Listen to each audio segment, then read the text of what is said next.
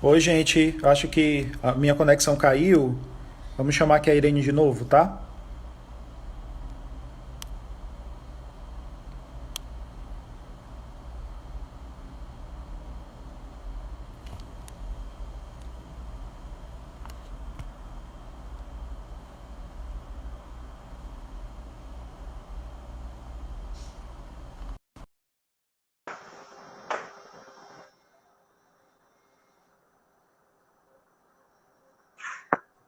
Pronto, Fernando. Pronto, pronto. Quando acontecer isso de novo, a gente espera um pouquinho e volta, né? Porque a gente Beleza. ficamos sempre à mercê de alguma variação da internet. Mas continue, Uhum. querido. Continue. Fernando, eu estava falando da questão dos deliveries. Quando tu falou desse momento que a gente está passando, que todas as empresas estão sofrendo, e eu vi algumas grandes empresas que entraram em falência.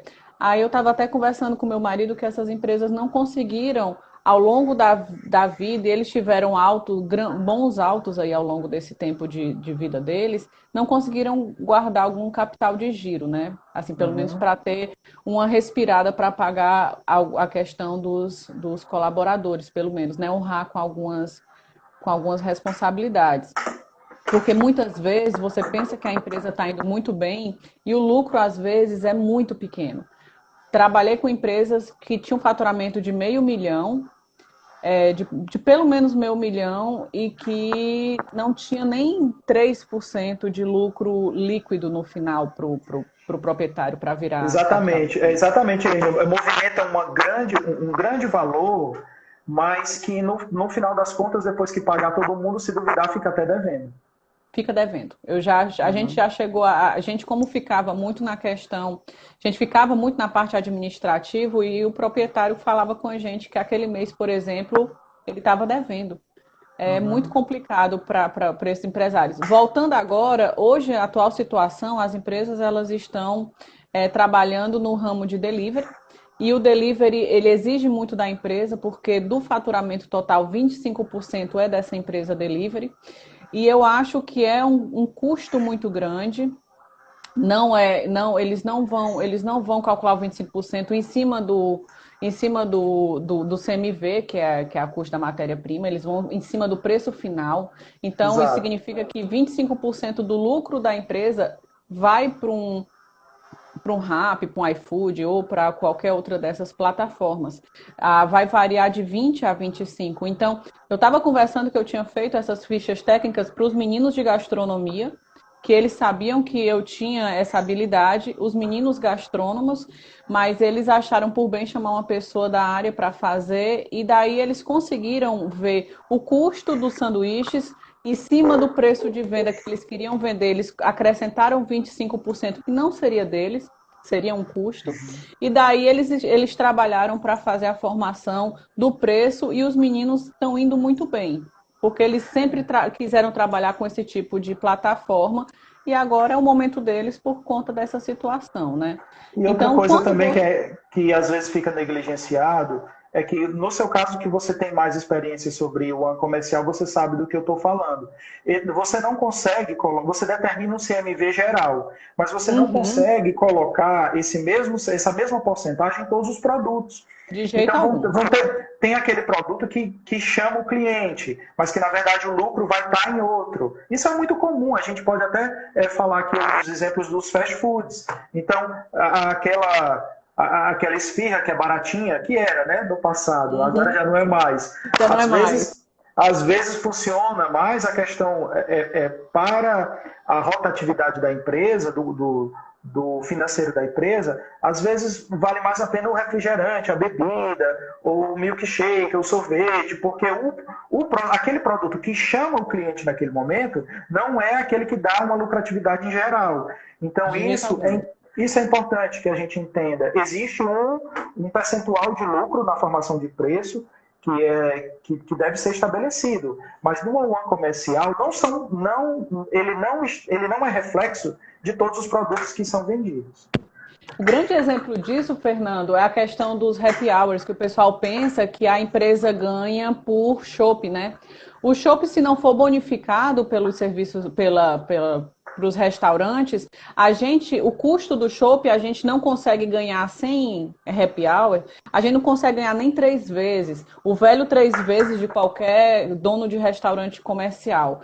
Mas o que a gente vai ganhar em cima de petisco. O petisco a gente tem uma multiplicação em relação ao CMV de pelo menos 5 vezes. Existem produtos nas barracas de Praia de Fortaleza, nas grandes barracas, que a gente pode multiplicar o custo por 12 vezes. E a gente sabe que o cliente vai pagar, né? Exato. Eu estou falando nas barracas de praia classe A, e a gente sabe que o custo daquela matéria-prima foi 12 vezes mais barato do que ele está sendo vendido. Exatamente, Irene. Olha, eu consigo chamar a atenção dos alunos na aula de Yuan quando a gente começa a refletir sobre isso. Né, gente, ó, vamos pensar aqui numa porção de batata frita. Quanto é que a gente vai pagar por ela e quanto é que ela realmente custa? Né? Então, essa noção, né, ela tem que estar indissociável na vida de nutricionista, em qualquer área. Você diz, mas eu trabalho com nutrição clínica. Na nutrição clínica a gente também faz cardápio, a gente também faz compra, a gente também faz custo. Né? Então, esse é um assunto que, como eu disse no início, né, Irene, tá na nossa vida. Né? Tá na nossa vida. Mesmo você sendo você quer a parte clínica, eu estou até abrindo aqui, Fernando, uma apresentação que eu fiz, só para saber em batata frita quanto a gente multiplica. Boa tarde, professora Tatiana, boa tarde. Tati. Eu quero ver se a gente multiplica batata frita, se é por 8 vezes. E quando eu dou esse curso de ficha técnica, eu falo assim, olha, quando você pedir macaxeira, vocês sintam bobos de estar pagando 12 vezes, 7 vezes. Existe, eu não sei se 12 vezes era o carpaccio, Fernando. Aí o pessoal perguntou o que era, eu falei, é carne crua que você paga aí umas 15 vezes em cima para comer carne crua. Mais ou menos isso. O que eu achei interessante que você falou, Irene, é ainda sobre a questão do preço, né? Porque, assim, dependendo da localidade, dependendo do padrão, da marca do local, que isso também interfere, a gente percebe que alguns estabelecimentos eles conseguem se fortalecer através desses produtos, mesmo eles tendo um determinado valor mais elevado. Só que isso reflete o seu assunto, o assunto que você vai falar. É o padrão. Porque se ele não tiver padrão, o valor que ele pagar, seja barato ou seja caro, o cliente vai reclamar. Fernando, eu tenho tanto exemplo para falar de padrão. Eu vou te falar do primeiro e depois eu quero falar de um que aconteceu num restaurante perto de onde a gente trabalha, lá da Estácio. A primeira coisa que eu vejo de padrão, no restaurante que eu trabalhei, toda semana eu tinha 9 setores e toda semana eu fazia a venda de cada um dos setores. Então, quanto a pizzaria vendia, quanto a pastelaria, quanto o sushi bar. Era uma venda muito comum, era muito padrão. Eu já sabia que a primeira semana ia dar mais venda e assim por diante. E daí teve um mês que eu vi que a primeira semana a venda caiu, na segunda caiu mais ainda. E daí eu ficava me questionando por quê? Porque a gente tinha uma média de venda de pastéis. E o pastel tinha parado de vender. Daí eu fui, depois de 3 semanas em queda, eu fui perguntar para o pasteleiro o que houve, que a pastelaria parou de vender, especialmente no domingo. Domingo é dia do pessoal sair para comer pastel e pizza. E daí ele falou, Irene, eu não sei, será que é o óleo que a gente mudou? E daí o comprador tinha mudado o padrão da gordura de palma. A gordura de palma, a melhor, ela tinha aumentado R$ 30 o balde. E era uma época até que a Nutella, que também usa gordura de palma, também tinha aumentado, enfim. E daí ele achou por bem, o administrador, mudar a qualidade da gordura de palma. E a gordura de palma que a gente comprava... né?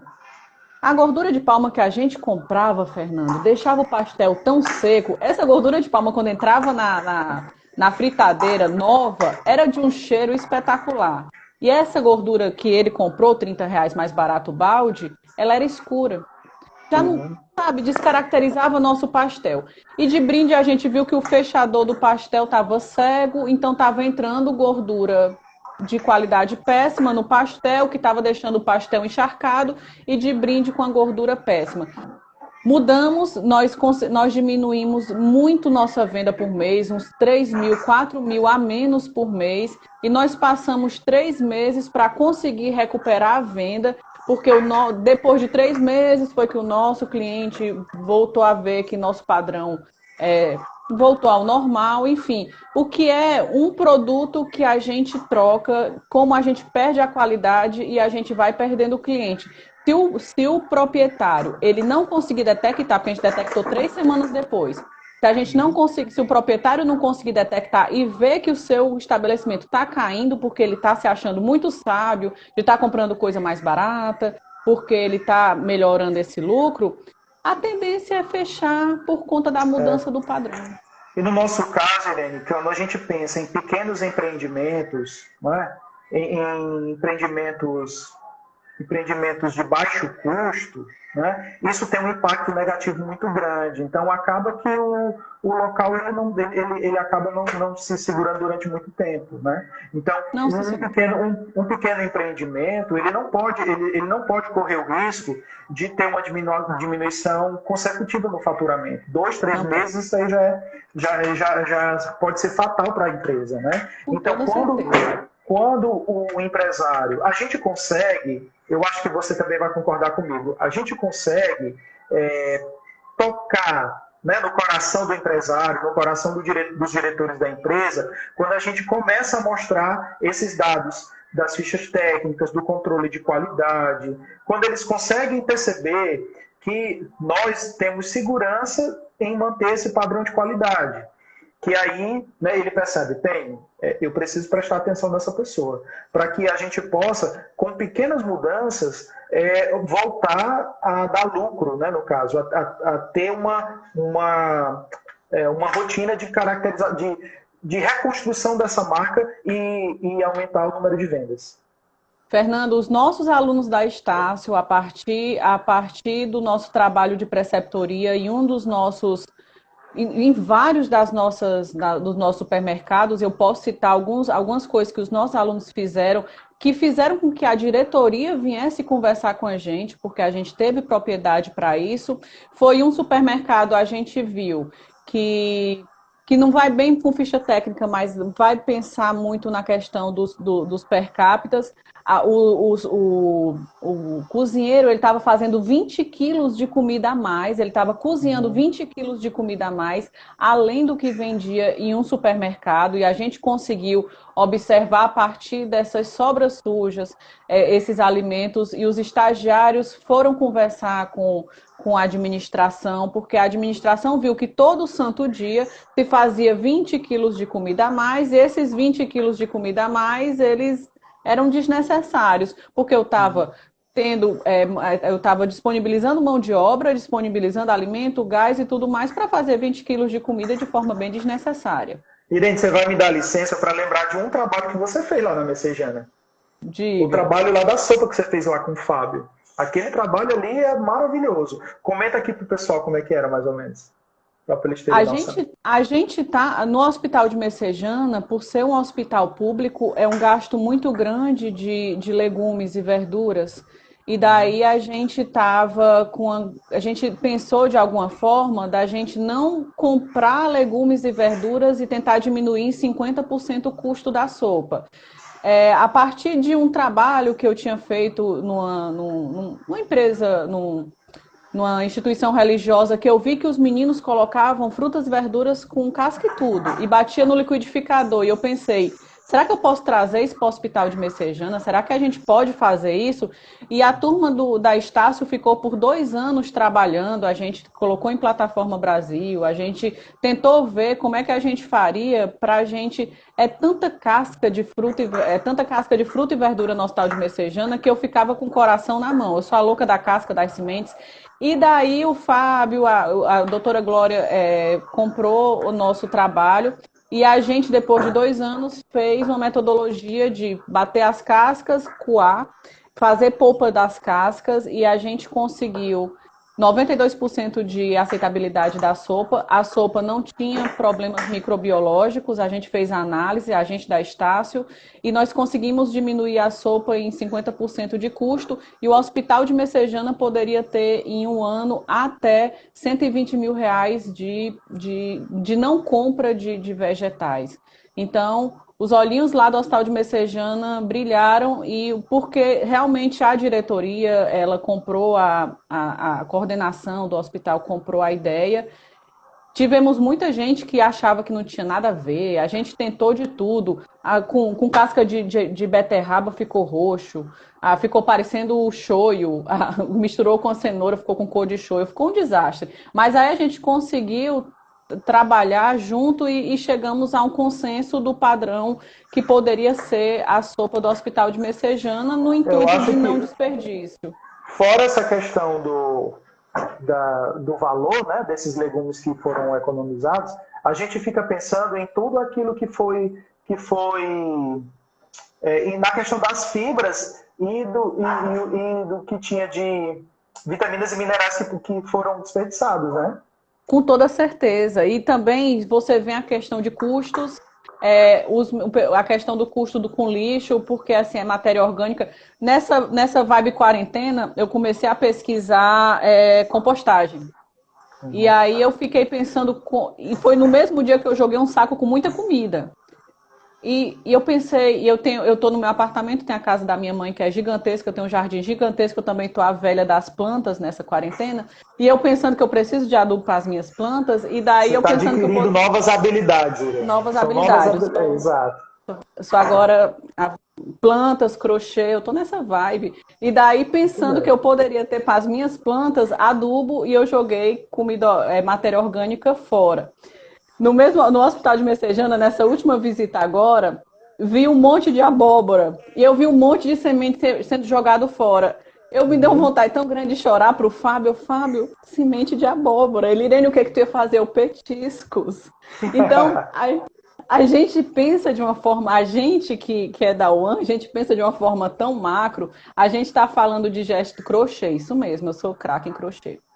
A gente pensa de uma forma tão macro, a gente vai pensar no custo, na chegada, que é aquele fluxograma que é a tua cara, né? A gente vai pensar que tem que chegar bem, que tem que armazenar bem, que a gente tem que fazer um pré-preparo correto para não ter as perdas, e que até depois do preparo, no pré-preparo, a gente vai ter cascas, vai ter semente que podem ser aproveitadas e até mesmo essas sobras, se forem sobras sujas, elas poderiam, por exemplo, ir para uma compostagem.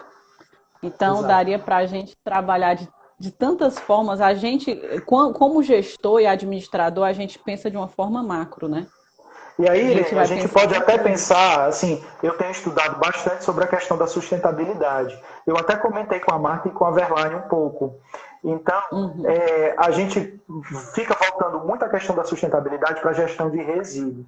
Mas a sustentabilidade, ela tem outros parâmetros. Tem o parâmetro socioambiental, que até você entregar um EPI correto para um colaborador, é você pensar no impacto daquela comida para o meio ambiente, não só da forma química, biológica, mas da forma social também. Então, vamos marcar essa conversa sobre sustentabilidade para esses dias, vamos, Irene? Vai ser legal.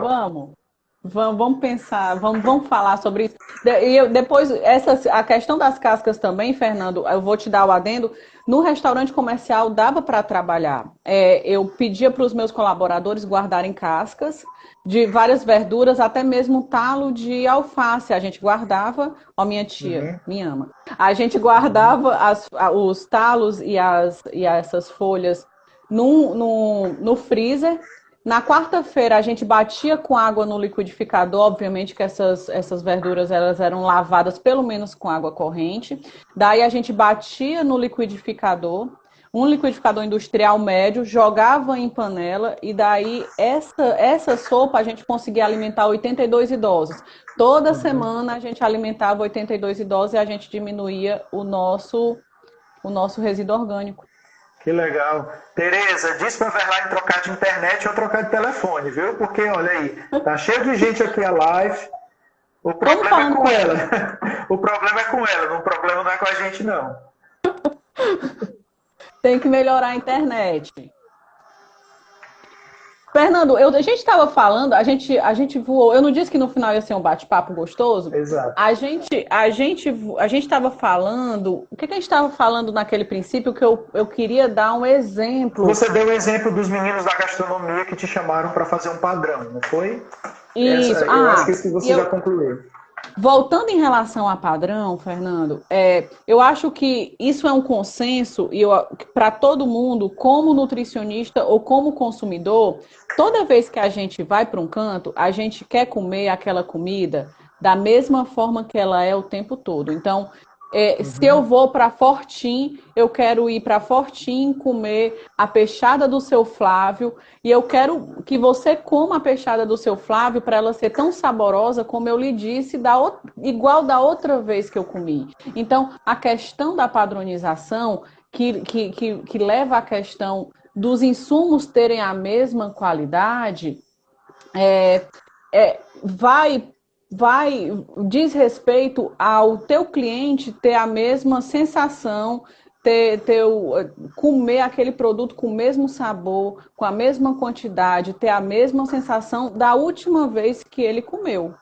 E aí tinha uma lanchonete perto, uma confeitaria perto da Estácio, que eu amava. De vez em quando eu saía daqui do Cambeba para ir comer esse salgado perto da Estácio. E daí eu gostava porque a coxinha era cara, mas ela era gigantesca. Ela era grande. Um belo dia eu saí daqui e daí diminuiu. Eu fiquei tão chocada que a coxinha era enorme, eu perguntei o que que houve. Aí a pessoa, não, é porque para não aumentar o preço, a gente resolveu diminuir, mas o preço está mais barato. Mas aí a questão é que a gente vai para essa lanchonete porque a gente fala para o nosso colega, vamos para a lanchonete, a coxinha é imensa, é cara, mas é imensa, é gostosa. E daí qual é a sensação que a gente tem quando a gente vai para um local e vê que o produto diminuiu? Você fala assim... Frustração e ainda conversa com o colega. Eu acho que vai falir. Não volto nunca mais. Olha quem chegou aqui, Irene. A Aureni tá entrando. Aureni, um beijo, viu? Você tá bem, Aureni? Um beijo pra você. E daí a gente tem uma sensação de frustração e dá uma sensação que parece que aquela empresa vai falir. Tá com a coxinha desse tamanho. Então, você tem que pensar que as coisas, numa ficha técnica, se for possível dizer a marca dos ingredientes, porque você quer que o prato ele seja sempre igual, tal qual, em relação a tamanho, sabor e as características. O teu cliente, ele pede isso, ele exige isso de você. Exato. Irene, eu tenho um artigo que eu publiquei com uma aluna que defendeu o TCC, que ele relata sobre a experiência de consumo dos locais dos estabelecimentos. Então, esse artigo ele tem como objetivo, né, ele teve como objetivo ele fazer um parâmetro entre o que a pessoa esperava e o que a pessoa recebeu. Né? É um artigo muito interessante, que eu estou procurando outro aluno para fazer esse mesmo artigo, essa mesma pesquisa em outros tipos de estabelecimento. A gente pode conversar sobre isso depois. Comercial, você fala que eu peço para o pessoal aplicar lá. Quando a pandemia passar. Tanto é, Fernando, que eu cheguei a abrir aqui, eu falei, se der tempo eu dou uma mostrada, porque o que estava acontecendo, eu fiz um negócio chamado livro do restaurante, um livro. Eu não aguentava mais receber carão da proprietária dizendo, Irene, foi mandado para minha casa um sanduíche ou uma salada que não era daquele jeito, não é desse jeito. E teve um momento que eu falei para ela, me diga como é o jeito, porque eu posso tentar fazer com que a gente padronize, porque a ficha técnica, ela é uma ferramenta gerencial, mas nem nutricionista entende bem a ficha técnica, quanto mais um colaborador. Então, eu comecei a fazer um livrinho para os meus colaboradores para explicar para eles como é que você fazia aqueles pratos segundo o padrão da casa. Porque eu cheguei no momento em que eu chamei um colaborador para fazer determinado sanduíche e ele não sabia montar o sanduíche. Ele fez um sanduíche que ele colocou o pão de baixo, colocou o queijo, colocou salada, colocou hambúrguer, depois Ele colocou o fez do molho. jeito dele, né? Ele fez do jeito dele. E eu falei assim, nossa, você nunca montou o sanduíche, esse sanduíche está errado, a montagem. E ele falou para mim, você nunca me explicou, eu vim do interior e eu não sei como é sanduíche. Olha só. Uhum. Então, assim, a gente está exigindo dos colaboradores algumas coisas que eles realmente eles não têm vivência às vezes, entendeu? Então, o que que eu fiz, Fernando? Vamos ver se a gente consegue explicar aqui Vai melhor. lá. Eu fiz um livrinho, Fernando, que eu estava mostrando o padrão da casa, e daí eu colocava como é que o colaborador ele deveria montar. Então, ele deveria Uhum. colocar o pão de baixo, que estaria na chapa, depois colocaria o hambúrguer, depois ele colocaria o queijo, vai colocar as saladas, colocar o molho, a cebola, tomate e alface, e depois ele fecharia fazendo assim a montagem do pão. Para a questão dos Um registro sanduíches, fotográfico, né? É isso, para a gente conseguir um explicar. fluxograma fotográfico. Muito bem. E daí, para montar cada sanduíche, eu colocava as quantidades, explicava os ingredientes direitinho para os colaboradores e depois eu fazia o modo de preparo e, se possível, eu deixava visualmente como é que ele deveria estar montando aquele hot dog, aquele sanduíche, como uma forma de instrução.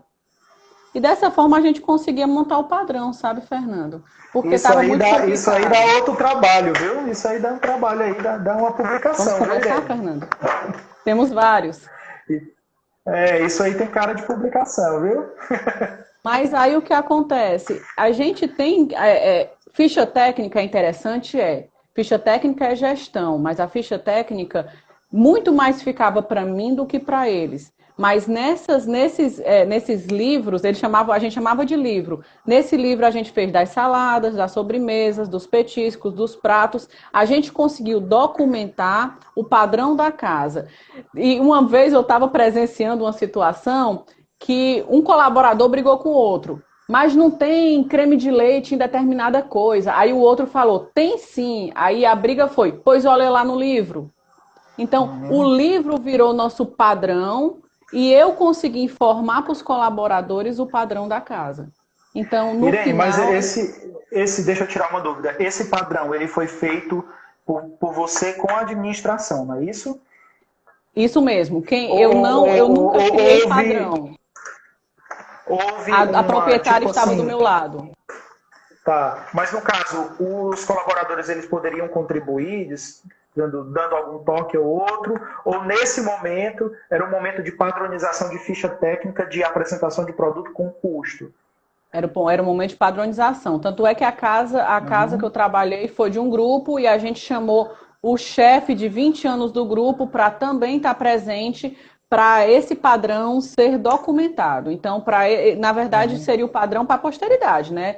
Assim, esse Uhum. padrão vai ser seguido. Na época que eu estava lá, esse livro foi feito em 2014 e 15, e até hoje, 2020, espero que esse padrão documentado permaneça, porque padrão não Uhum. se muda, né? Então, Exato. mas a gente não chegou, eu não cheguei a dar meu toque, ou um chefe deu um toque, a gente chamou até um chefe de cozinha da equipe de 20 anos atrás para estar também dizendo se estava certo ou não. Então, foi um momento de padronização. É porque, no caso, assim, quando você determina o padrão e isso consegue ser replicado nas demais unidades, pelas demais equipes, de acordo com a rotina, você está garantido de que você não vai vender nada diferente. E evita essa frustração que a gente falou no início, né? Essa expectativa que é criada. Né? Uhum. Essa expectativa sempre será positiva se você tiver garantia do padrão. Agora, Irene, me diz uma coisa assim que eu quero saber a tua opinião. No teu caso, assim, na prática, por que é tão difícil seguir esses padrões, seguir as fichas técnicas? Você consegue visualizar assim, algum problema em relação à própria metodologia? Tipo, a ficha técnica tem uma cara estranha? Ou é uma questão de percepção? sabe? É uma questão de condução da administração. Eu queria que tu me falasse um pouquinho sobre da tua vivência, né? Por que que é tão difícil que os locais sigam esse padrão que já é estabelecido? Sigam as fichas técnicas, sigam os receituários. Quando a empresa tem ficha técnica, né, Fernanda? A primeira coisa é quando a empresa tem ficha técnica, ficha técnica, no meu ponto de vista, é uma ferramenta gerencial que fica muito mais para minha administradora do que para os meninos, né? Eu acho que a gente tem que conseguir pegar aquela ficha técnica que é um monstrengo bem grande e bem difícil e que é meu padrão e aquele monstrengo eu não vou parar de segui-lo, que ficava no meu computador e eu transformei aquela ficha técnica nesse livro e deixei a ficha técnica com a cara mais fácil do meu colaborador entender. Então, não é porque eu tenho uma ficha técnica que eu garanto que o meu cozinheiro vai fazer... Vai entender, né? E auxiliar vai fazer tal qual ele, se você não conseguiu comunicar. Então, Irene, mas eu coloquei uma ficha técnica lá, às vezes a gente joga a impressão da ficha técnica, que é difícil compreensão, na parede da empresa. É difícil compreensão. Às vezes, nem a gente que é estudante, a gente consegue compreender. Então, eu acho que o que falta é o nutricionista conseguir fazer com que aquela ficha técnica, que é o padrão, ela seja digerida e seja mostrada para o meu colaborador de uma forma muito mais... uma forma entendível, porque isso que eu mostrei para ele, os livros, né, que é o livro do sanduíche, da sobremesa, enfim... é o padrão. E o meu colaborador conseguiu entender que aquele é o padrão. E aquilo, eu não posso passar daquilo nem mais, e eu também não posso passar aquilo nem menos. Você acredita, Irene, assim, que uma das minhas experiências profissionais, eu trabalhei numa UAM que tinha 1.200 refeições, uma UAM institucional. E a equipe da noite, eu só encontrava com uma ou duas pessoas que chegavam mais cedo. Eu saía às 6 horas, o pessoal entrava mais ou menos 7, 8. Então, uma vez na vida, eu encontrava com o pessoal do turno da noite, só quando eu marcava a reunião. Então, toda a minha comunicação era por escrito. Então, em relação ao pré-preparo do dia seguinte, em relação ao cardápio que deveria ser seguido, e a rotina operacional deles. E depois de mais ou menos uns 8 meses que eu estava trabalhando nessa empresa, alguém veio me dizer na equipe, né, que o meu cozinheiro ele não sabia ler. Aí eu assim, peraí, Brasil, como que ele não sabe ler? Né? Ele não sabia ler e eu não tinha essa informação. Então, tudo que eu deixava escrito, ele pedia para outra pessoa replicar. Né? Então, a gente acaba, muitas vezes, muito fechado nessa questão da técnica e a gente não consegue uma boa comunicação. Isso acontece em sala de aula. Então, nós usamos esse modelo, o modelo que a maioria dos meninos conhecem, o modelo da ficha técnica, ele é um modelo didático, né? Porque ele tem os pontos que são essenciais para o aprendizado. Mas o modelo que você vai utilizar na prática, ele vai ter que ser de acordo com a sua equipe. Então, se você vai utilizar um fotográfico, você utiliza um fotográfico. Se você quiser utilizar com uma letra fonte 45, você utiliza. Então, o importante é que você tenha a sensibilidade de perceber os pontos que vão fazer com que essa ficha técnica seja executada. E ela não fique só no papel. Da mesma questão das boas práticas, né? As fichas técnicas, eu converso com os meninos que existe a ficha técnica de uma estrutura bem elaborada que a gente vai mostrar para a minha administração, para os proprietários, para os sócios. E essa ficha técnica que eu trabalhei era para o meu pessoal, uma ficha técnica de comunicação visual, e que no final virou o livro deles, era o livro que a gente, quando batia a boca, vai ver lá no livro, e que a gente começou a fazer porque tinha um colaborador de sobremesa que ele era genial, era o Antônio. E o Antônio, ele tinha horas que a pomba dele girava lá e que ninguém conseguia lidar com ele. E eu falei com a proprietária, se o Antônio for embora, quem é que vai fazer nossa sobremesa? Porque só o Antônio sabe fazer a sobremesa. E foi aí que eu comecei a fazer o registro fotográfico do preparo do Antônio, eu documentei essas quantidades e nunca mais a gente precisou ficar refém de uma pessoa de gênio difícil, que a qualquer momento poderia ir embora, e a gente documentou o tal padrão. Já nas sobremesas, algumas sobremesas era o padrão do Antônio, porque a proprietária dizia, é a melhor sobremesa que tem. Então virou o padrão do Antônio nas sobremesas. Até porque nesse ramo também, né, Irene, a rotatividade de funcionários ela é muito alta. Eu, assim, você sabe dizer um pouco mais sobre a UAM comercial, mas é difícil você encontrar aquele funcionário que está trabalhando ali há muito tempo. Na maioria das vezes, a rotatividade, né, o turnover desses colaboradores, ele é muito alto. Né? O funcionário passa pouco tempo e depois arruma outra proposta, outra proposta e assim vai. Então, toda vida que a gente fica refém ao talento individual de alguém, a gente acaba passando por maus bocados. Eu só quero fazer assim, um detalhe, né, para que todos entendam, e eu acho que você vai concordar comigo, que a questão da ficha técnica ela não está limitando a criatividade de ninguém. De jeito algum. Pelo contrário. É um padrão a ser estabelecido.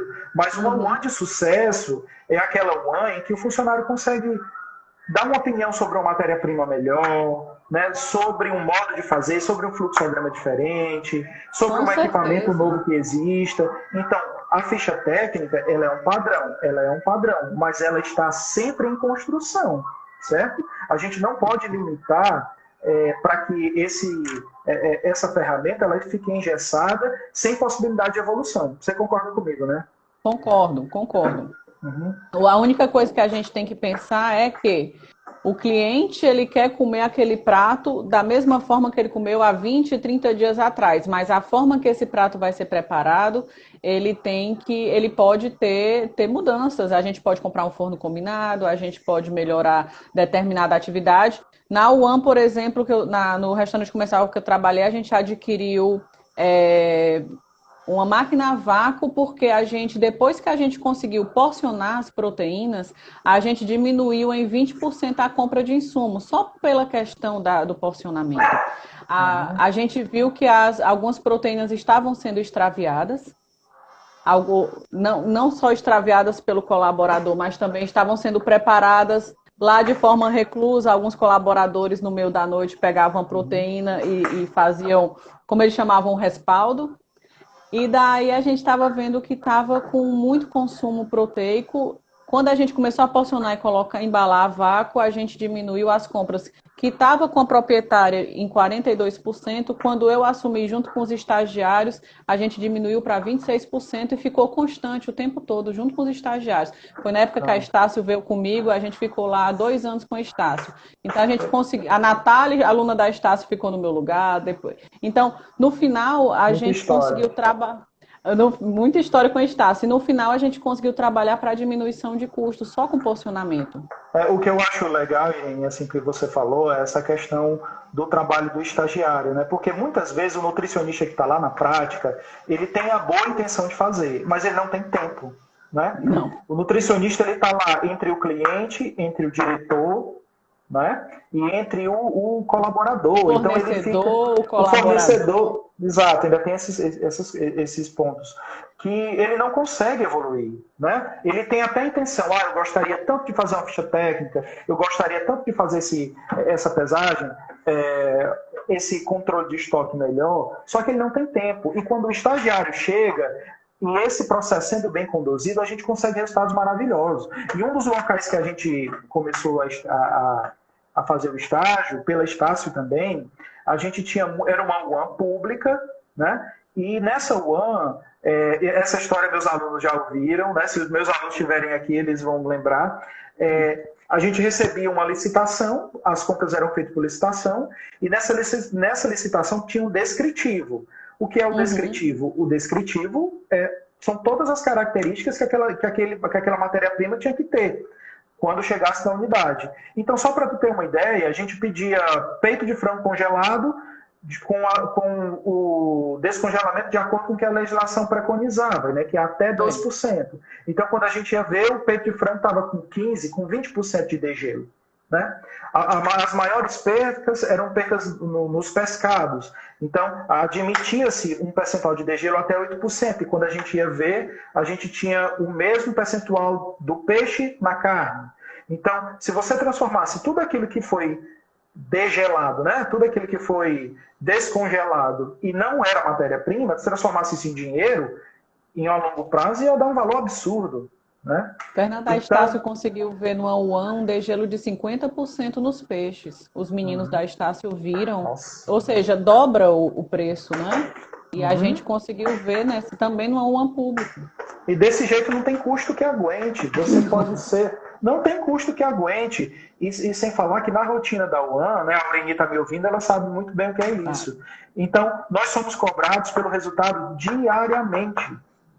Diariamente. Né? Então, eu vivencio isso desde quando eu era estagiário do nosso querido RU da UES. Então, todos os dias a gente tinha que dar o resultado e tinha que ver onde é que estavam os desperdícios e como é que a gente estava gerindo aquele recurso. Então, é uma rotina que não escapa. O que eu gosto de falar para os alunos, e aproveitando aqui para os nossos profissionais que estão nos assistindo, é que não é difícil. Né? Na nossa época, Irene, quando a gente aprendeu, né? A gente aprendia muita coisa a fazer na mão, tinham Com poucos certeza. programas operacionais. Hoje é difícil você encontrar uma UAN que não tenha um sistema de informação inteligente, que você precisa saber, obviamente, operacionalizar e fazer a leitura desses dados. Mas ele não é mais nas planilhas do Excel. Se você não quiser comprar, você faz no Excel e daí resolve do mesmo jeito. Vivo barra sou Excel. Exato, exato. Eu Então, faço minhas planilhas pela minha necessidade. a gente Mas é consegue porque fazer. eu acho, Fernando, porque a gente trabalhou, como você está falando, a gente trabalhou com recursos tão escassos que a gente conseguia tudo fazer tanto na mão que um Excel já é um recurso master Nossa, para mim. o Tanto é Excel é top demais. Não, linko tudo. Um aluno perguntou assim, Irene, rotulagem nutricional, qual programa? E aí teve uma live que eu fiz o cálculo todinho na mão. Foi cálculo. Pois é, pessoal, esse é o cálculo. Aí alguém falou, Irene, programa? Eu não sei. Eu só sei calcular coisa com a mão. Eu não sei qual programa usar. Mas é porque a gente trabalhou numa época tudo muito difícil. Não, e o que eu falo também para os meus queridos alunos em sala de aula é que programa, para você saber se o programa é bom, você tem que saber fazer na mão. Né? Como é que você vai saber se esse programa realmente é válido? Isso vale para todos os programas de nutrição. E principalmente esses de aplicativo, todo. Então, se você tem que entender qual é a matemática que ele vai utilizar para fazer aquele cálculo. E aí, você como profissional, você vai ter que dizer, esse programa é bom, esse programa não é. Porque senão a gente vai acabar recebendo sem fazer esse tipo de avaliação. Você está falando uma coisa que é completamente válida. A gente tem em restaurantes comerciais um sistema que está em todos. Está em todos, é o sistema bomba em 98% dos restaurantes comerciais. E daí a gente estava num processo que tinha que colocar as fichas técnicas dos pratos, porque a Cefaz iria chocar as quantidades que saíam junto com o preço de venda, ia fazer um choque. E daí ia chocar, as saídas dos insumos de matéria-prima iam sair a partir das entradas das fichas técnicas, enfim. Eu vi que o programa não nos dava possibilidade de fazer fichas técnicas, porque ele só aceitava que o produto seja dado em quilos, mas eu tinha produtos que entravam em 2 quilos, produtos que entravam em 350 gramas, e daí eu fiz um dossiê para a empresa aqui de Fortaleza, em 6 páginas, falando que o sistema dele, ou eu controlava entrada de produto, ou dava entrada de nota fiscal, ou eu fazia ficha técnica. E daí eles tiveram que chamar 2 programadores para eles adequarem o programa. E no final o programa agora está adequado para a ficha técnica e eu não ganhei R$1 por conta disso, tá vendo? Mas próxima vez você faça logo a patente, Irene. A próxima vez.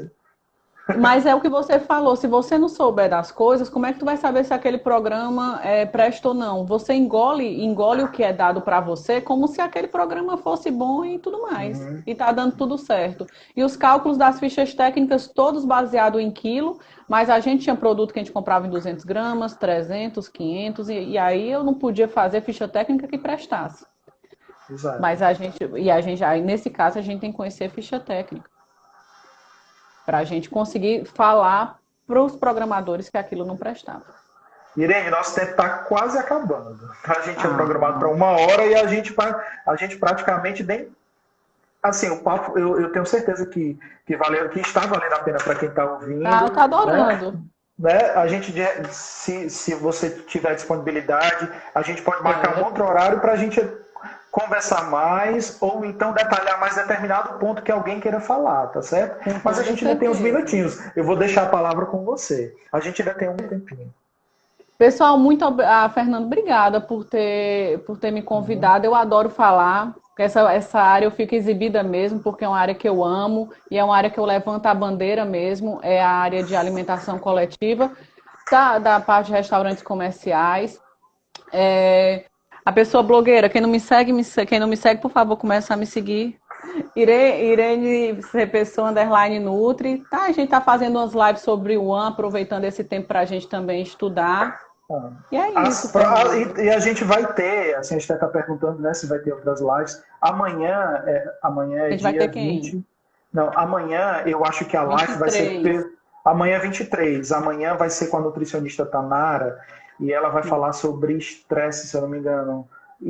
A gente vai falar, não vai ser no nosso, pela nossa página, vai ser pelo Estácio Fortaleza, pela Estácio Via Uhum. Corpus. Né? Daqui a Certo. pouco eu vou fazer a propaganda de novo. Mas a gente já tem algumas pessoas que já estão programadas. A Tereza, que está aqui, também está nos assistindo. Perfeito. Né? A A Natália também vai Natália? falar sobre boas práticas. Né? Então, isso de um ano. E na próxima semana estou também chamando as meninas para que a gente possa ficar conversando, ficar produzindo. É muito importante que a gente Se mantém ativo, né?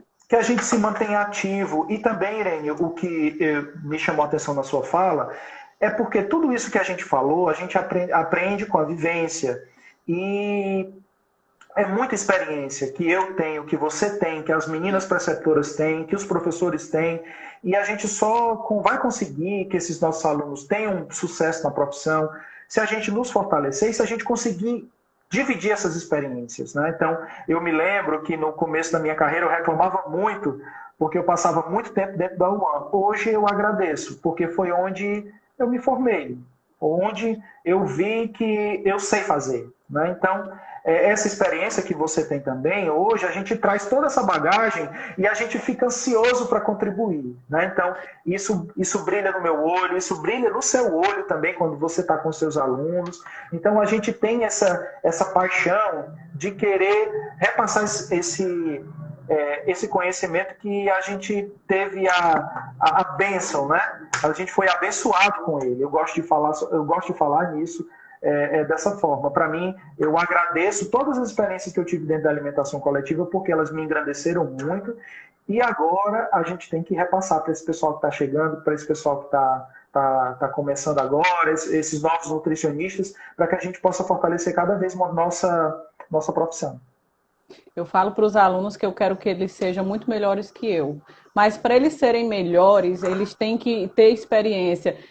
E nada melhor do que a gente acertar, a gente errar, a gente de vez em quando ir para o banheiro chorar. Quem nunca, né, Fernando? Foi para o banheiro chorar de uma situação super estressante no One, não é isso?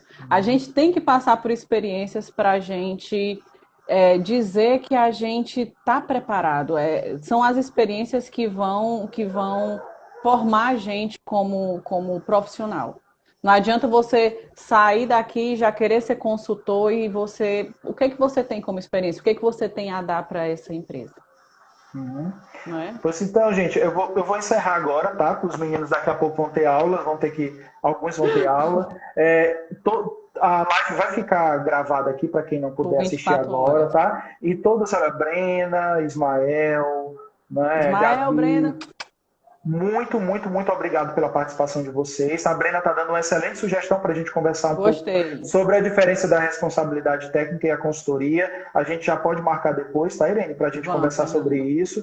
E é Uhum. isso, gente. Muito, muito obrigado, tá? Obrigada, viu, Torcer para que Fernando? todo mundo se cuide e que Se a gente cuidem. possa para que a gente possa voltar, né, em breve, se Deus quisesse, e Ele há de querer que a gente possa Vai. voltar aí com tudo na ativa. Um beijão, viu, Irene? Saudades, Fernando. Show. Obrigado, brigadão. Beijo. Tchau, tchau. Tchau.